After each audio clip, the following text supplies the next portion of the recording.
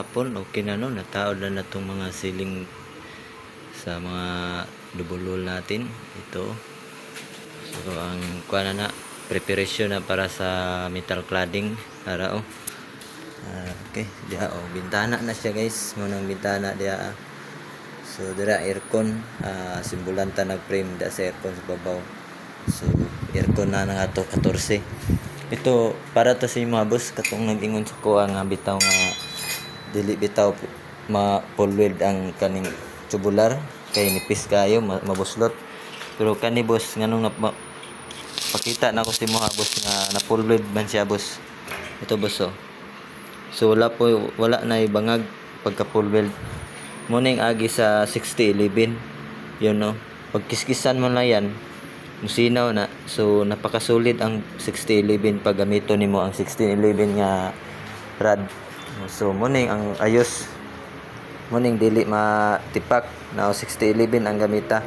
In 6011 E6011 ang nindot gamiton sa tubular para bisag asa siya moigo mupilit gid siya, dili pareha sa atong 6013 nga kuan na kailangan po siya tiltilon para mo gawas ang iyang flux.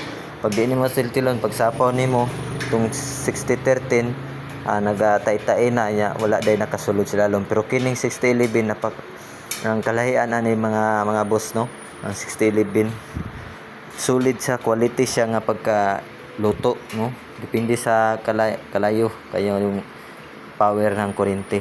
So napakaganda nito gamitin ka quality niya. Di na ka kailangan magtiltil pag flux yan no, di na wala na flux mga busing, wala na flux yan.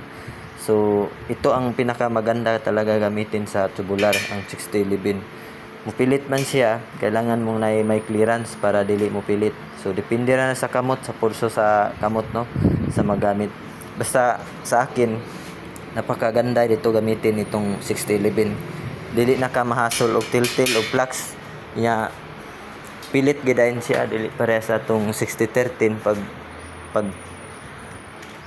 paglagay mo diyan pag flux siga suod siya pero wala mo pilit kay nakaabang yung flux. So depende lang no sa kayo.